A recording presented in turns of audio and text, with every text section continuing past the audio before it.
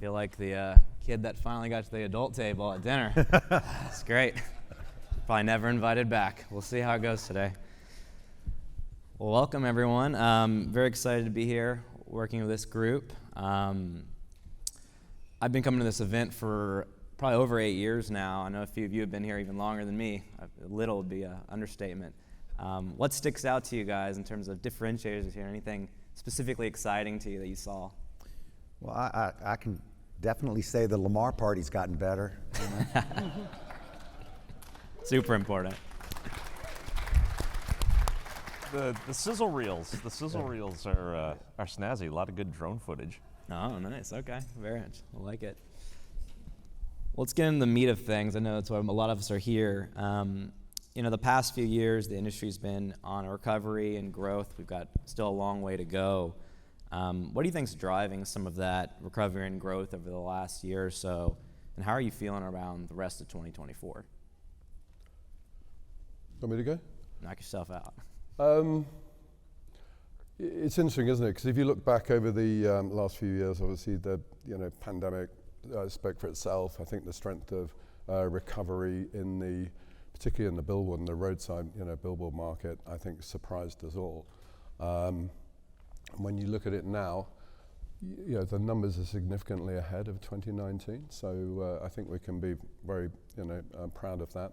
For some obvious reasons, there's certain transit environments that haven't come back as quickly, and that's mainly to do with eyeballs. But I think as I sit here today, I mean, both Sean and I have our earnings tomorrow, so we're slightly hamstrung in what we can talk about. But I think for both of us, from the guidance that we gave, it looks like we're in a similar kind of place. And I think as we look to sort of 24 and think about it from a numbers point of view, last year, particularly the back 6 months, I think with the impact of the actors and writers strike in particular for us, particularly where our assets are in, overexposed, if you like, in New York and LA.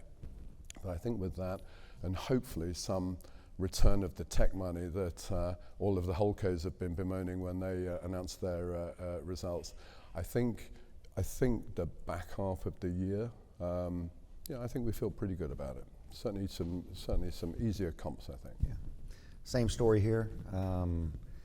Virtually all of our different product lines are pacing well ahead of pre-COVID numbers. One exception, like Jeremy, we have a transit operation in Vancouver where the ridership is not where it needs to be, and so that is growing, but it's recovery growth, right?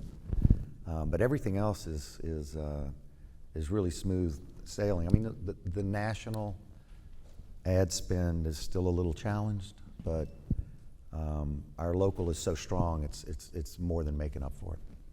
That's great. Yeah, I'd be remiss not giving a shout out to my airports team. I can't see anything with these lights in me, but I know there's a number of you out here. They've been absolutely on fire the last year and a half, and I think that trend, and you just look at the air travel trend, that part of the transit ecosystem and that part of the national market is really, really good. I think I'm a week after these guys on earnings, so I have a similar constraint, but we definitely feel like 2024 is a year that we're going to pick up the pace. 2023, I think, was more frustrating. As I reflect back to when we were on this stage a year ago, I think we were feeling better about 2023 than 2023 ended up yielding, and so it's important for us as an industry to really pick up the pace in 2024 because we've been continuing to build a lot of new signs. Every time we add a digital sign, we increase capacity in this industry, and it's on us to create the demand to fill that, and I think that's a really key part. Next time we'll take note of those earnings calls and do this event at nighttime with drinks and get the real impact that we're looking for. At the Lamar party, maybe. Yeah, probably could have gotten better stuff there. Next time around, we'll optimize it. Thinking about the rest of the year as well, obviously in the U.S. we've got a big event this year, the election, and we can assume it's probably going to be polarizing.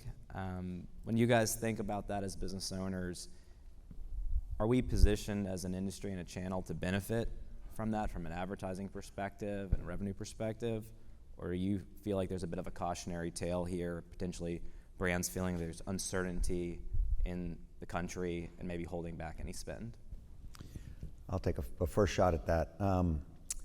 So it's really can be the opposite. It can be that brands don't want to appear on TV, right, because they don't want to be adjacent to all the squabbling and shouting and nastiness that can go on, and we can benefit from that. So it's not direct political, but it is crowded out, right? And then on the political front, I maintain we actually don't get our share. I think we should get more of that dollar, for sure. For us, in an election cycle year, we'll get 22, 23 million in political. In an off-cycle year, we'll get 11 or 12, right? Because there are elections that happen. And you know, when you think about it, that's nothing compared to what happens in linear TV or radio. You know, their swings between election years and non-election years are huge.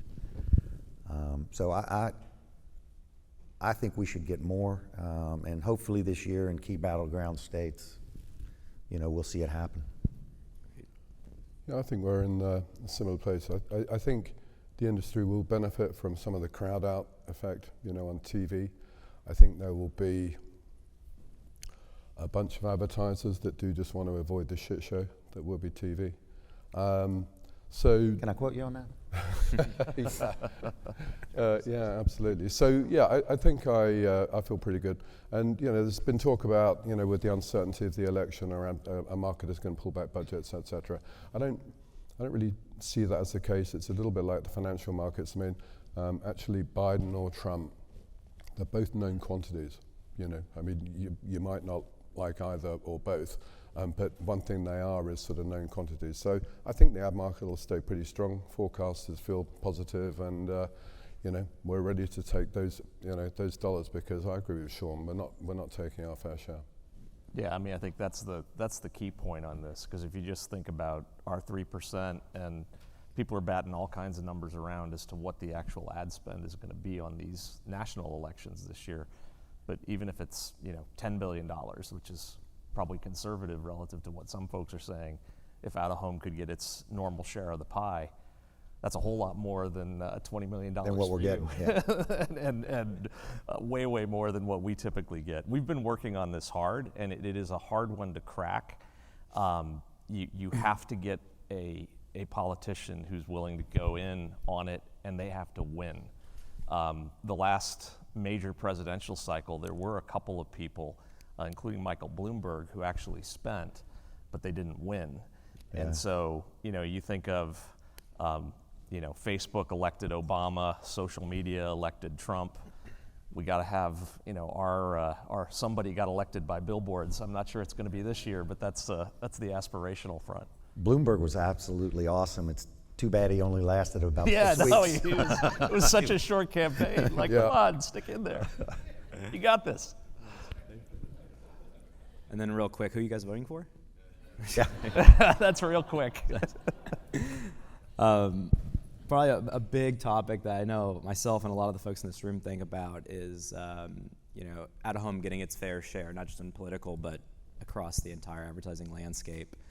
Obviously, there's a lot of big things going on right now in the advertising industry at large, cookie deprecation in online advertising, a lot of privacy restrictions affecting performance marketing campaigns and the dollars that are going to it, as well as shifts from linear TV into connected TV. And in that process, we're losing eyeballs, losing a bit of scale, and increasing rates. Overall, clear opportunity for out-of-home. How do you guys think about that opportunity from both a local and a national perspective? So I've got a strong opinion on this one, because I've got perspective in international markets, and I am watching money go from TV to our assets in Europe and our assets in Latin America rapidly. The transition that all of us dream of is happening there, and it's not that all of it is going there by any means. It's still going to CTV, it's going to TikTok, it's going to other social, et cetera. But some of the same brands that here do not spend hardly at all in out of home are spending pretty prodigiously in those international markets. And I would chalk it up to the way the markets trade is part of it.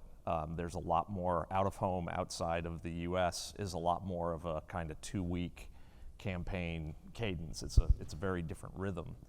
But I think part of it is also that the currencies that we trade in, and they are different country to country, and it's not a uniform joy, you know this. Fortunately. But country to country it varies, but the currencies are more compatible with other media currencies, and that to me is one of the biggest things that we have to fix. We cannot be off on our own island doing it our own way. We have to have something that's compatible. So that would be my 2 cents on this one. Yeah, I'll hit that with, a hyper-local perspective. I mean, our local business is so strong right now. We're undoubtedly taking share from other traditional local media, but it hadn't happened, to your point, quick enough in linear TV. I mean, who watches local network affiliate news? I mean, really? I mean, I have 3 kids, 26, 24, 22. They've never seen terrestrial TV, right? And they never will. So we're getting subtle share shift. I can't point directly to a vertical, right? Like I can draw a line from the demise of Yellow Pages to the number of attorneys that are buying billboards, right? Sure. That used to be their primary medium, right? Direct line. I can draw a direct line from amusement, entertainment, and sports on our digital networks that we took from radio, right? I mean, you can just see that. Can't see it yet in linear TV, but I just got to think it's coming. Great. Yeah, I mean, we're much the same as Sean in that our local business is very strong, and you've got to believe that we're taking share from network TV there. When you look at the national side, it's just more complex, isn't it? Because actually, at the moment, we take, as an industry, we call ourselves whatever it is, the 5% medium, but we actually take 1.8% of the top 200 advertisers' dollars. So, absolutely tiny. And we've been working really hard to shout louder, get the message across. Michael Kassan said yesterday, what's the big problem?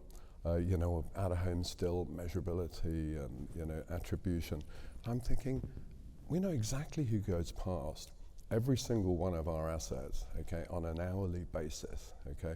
And we've done more attribution studies, and you can shake a stick out. You want tune in, social, online, activation, whatever it happens to be. So I don't know what it is. We're either not shouting loud enough, or they're not listening. And I think some of it's they're not listening. I think it's really easy. If you're a media planner and you had 30 million ad budget, to go on linear TV for a particular brand, what are you going to do? You're going to shake the boat at the, when they're doing the budget process again. You're going to say, oh, we stuck you down for your 30 million on TV, rather than actually thinking how much more efficient they could be if they were allocating dollars elsewhere. Excellent. This is super biased. We're going to talk about programmatic real fast. Are we going to talk about programmatic? We're going to cancel it. All of you are large participants in the programmatic marketplace. Thank you.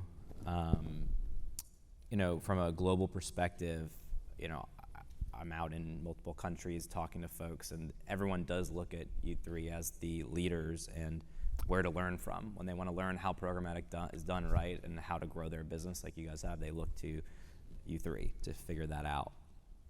So when you think about programmatic for the future, what is next? Is there more incremental dollars that you believe is out there for brands from what you've heard from your on-the-ground teams? Do you think programmatic automation in a larger scale is going to have a bigger impact on your direct business in the next 4 or 5 years? It's kind of a leading question, but I think maybe I'll take that one first. We talk a lot about automated revenues rather necessarily than programmatic. So in the final quarter of last year, automated revenues were 16% of our digital revenues. So I mean that's starting to become a big number. And within that, obviously, you've got the classic programmatic, and when you drill into the dollars that we're taking there, you can certainly see that some are incremental. I mean, there's some dollars there that there's no way a regular sales force would ever pick up. And then on the automated side, so that's sort of one piece of that 16%. The automated side is our digital direct platform, as we call it, which is essentially really just selling eyeballs and then distributing, rather than it being location by location, which is obviously classic out-of-home in the US, it's very much an eyeball sell. And I think it does a couple of things really. One, it gets us into conversations with advertisers in the media, the same media language that they completely understand.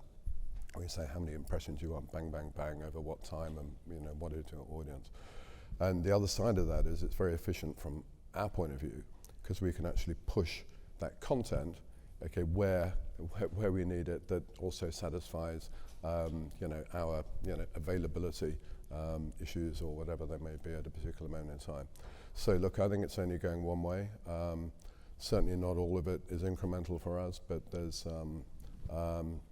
it is sufficiently so that, we're constantly thinking about how we can build our teams, to actually around, do you know what I mean, those automated revenues, because it's the fastest growing part of our business. Yeah, so we're first quarter, thank you, Michael, we're up 30-40% in our programmatic. Last year was a little soft for a variety of reasons, but when I think about 4 or 5 years from now, there are two things I think that are going to grow your business and our business, right? Number one, today we think of the ad pies in kind of two different pots, the digital pot and the traditional pot. I don't think we're going to be saying that in 4 or 5 years. So it's going to be one pot, right? Which is more money that can go to programmatic, right? I think the other thing that's going to happen is eventually our very sophisticated local customers are going to insist that they have access to that capability, right? And so when local opens up, I mean, that's it, right? So anyway, 4 or 5 years from now. I'll hold on tight. Hang on. No, I think when you consider what the three of us are doing, let alone what the rest of the industry is doing in terms of developing digital signage, we have created a massive digital medium that we are only scratching the surface on how we monetize. And so I'd answer your question a little differently, because yeah, programmatic is part of it, automation is part of it, but reimagining how we actually take this asset to market is part of it too. There's always going to be a place for location share of voice, but there's also a place for roadblocks. There's a place for day parting. There's a place for impression sales. There's lots of different ways we can monetize. And I can speak for Clear Channel, we're only scratching the surface in doing the kinds of monetization that, if we were owned by one of the big ad tech companies, would probably be how they would approach it. And I think that's one of the things I'm challenging my team, and I'm frankly challenging the industry, because we have to think bigger about what this asset we've built can do. And it is astounding, the reach that we have, especially when you think across the vastness of it. I think that's one of the keys of Anna's message about us working together, figuring out how to make that easy to access, and access in a way that customers want to access it. Really, really important. How many hundreds of millions of eyeballs do you think the three of us reach with just our digital network? If you put somebody up on every single one of them for 5 minutes, how many hundreds of millions? Can you figure that out for me? Figure it out for you, yeah. I'm going home right now. It's incredible. Pretty much all. It's incredible. It has to be. I mean, we by ourselves are 50% of U.S. adults, and in our markets, we're north of 70. So I would imagine, as you all think about your markets, obviously we have some overlap and things like that, but it's a big number. It's a big number. U.S. billboard takeover, political advertising package. Yeah. You heard it here. We just made it. So, Will that be appearing on Vistar? Is that? it's got to. All right, making deals. Potential eye roll from you guys on this one, but let's talk about AI real fast because we all have to talk about AI. I thought we were going to get through a panel without saying AI. Yeah, I know, right? We got to figure out who's going to replace us, so let's talk about it. So I break it into 3 categories. I'd love to understand which one you guys fall into and your companies fall into. Is it something you're jumping right into and trying to play around with? Is it just kind of steadily learning mode, trying to figure out what's out there? Or is it a hype machine? Do you think it's just another calculator? We're definitely learning. I mean, I think that it would be crazy not to be experimenting with the tools, not to be seeing where there's application for it. There's no question there's a ton of hype. I mean, the reality is our team's been using AI for years because you think about the underpinnings of it, big data and machine learning and so forth. We've been using these tools for years. What's got everybody excited is the whole generative part, and we're experimenting with that now. But yeah, I'd say we're in learning mode. Yeah, sort of same here. We're dipping our finger into it. You've got embedded AI in Photoshop, Adobe Photoshop. Everybody's using chat to help with copy, that kind of thing. But that's just really scratching the surface. So, speaking for Lamar, we're going through this big enterprise ERP conversion, right? We did phase 1, which is back office, accounting control, that kind of stuff. Phase 2 is the sales process end to end. That is going to take a year for us. We're starting right now. And it's going to take that process and do this, right? We can't really dive into AI till we're done with that. But I have no doubt in my mind that AI will then take that process and bring it to here, right? So it'll be 2026, before we're all the way in the pool, right? Right now we're just dipping our finger in. Yeah, we're, I guess, in a similar sort of place. I'd call it learning also. We have, Copilot now across our business. We're using ChatGPT, et cetera. We certainly using it now for, on the creative side in particular. But I suspect that we will, 2 or 3 years from now, be using it in ways that today we actually can't even envision. So I think that the hype is there, but I'm not saying that it's just hype. I mean, I think it is literally, likely to be world changing. And it's not just going to touch the sales process, right? We have in our business a person who charts, right? And I think that person is going to be called a yield optimizer in a few years. And they're going to have an AI tool that helps in that regard in ways, again, we can't even imagine, right? Very exciting. We're coming up on time. I love giving the audience a to-do, an action item at the end of the conference. What do you guys think is, the number one problem that we can maybe solve as an industry in 2024 that folks in this audience should think about going home on and starting to work on? World peace. 2024. That wouldn't be a bad start. Yeah. Just remember that we're about tonnage. The one-off executions are fun and they win Obie Awards and all that good stuff, but we got to move a lot of space and never forget that. I think that's very valid. I thought one of the interesting things that Michael Kassan said yesterday was the word that he used to describe out of home, and he used the word reliable. And I was thinking to myself, if you were talking to someone and said, I met somebody yesterday, I really want to introduce you, they're so reliable. You'd think, reliable? I mean, it just doesn't sound like a very exciting place to be. So when you think of all the words you could have used to describe out of home, do you know what I mean? It's creative, it's big, it's bold, it's exciting, it's automated, reliable. So, I think we've got all sorts of work to do, I think, this year. But for me, maybe it's just seeing if we can really get out there and tell a story in a more happening way. Yeah, Michael always talks to me about us being sexy when it's just me and him. Maybe it's just me then. I don't know. Yeah, Not personal. I don't think we'll go there. Yeah? Do you feel like it's he's the outdoor settling for industry. you? He's just settling Yeah, for that's you. right. No, but you did tee that one up, Jeremy. That was a little too fun.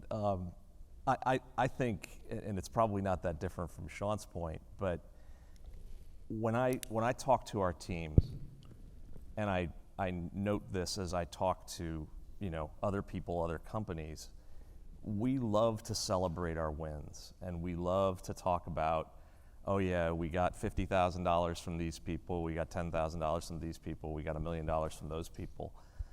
What we don't do enough of is think about that in a context. And when you get $50,000 from somebody who's spending $50 million, that's just not that exciting. And so the challenge I'd throw out, because I think this applies to every one of the sales organizations here, and it frankly applies to the specialists and agencies as well, is don't be satisfied getting $10,000 of $1 million ad budget. Don't be satisfied getting $1 million of a $20 million ad budget. Know your context, know what your client's trying to do, and get that vision that helps them push the envelope of what they're going to give out of home, because that's how we're going to grow this industry. That's how we're going to get the demand to fill all these big, beautiful signs that we're building. So that'd be my call to action. Love it. Go big, be unreliable. That's what I'm hearing. Ready to rock. Thanks, Michael. Appreciate Thank it. you, Michael. Yep. Thank you, all three, for coming. Appreciate it. All right. Good to see you, my friend. Good to see you.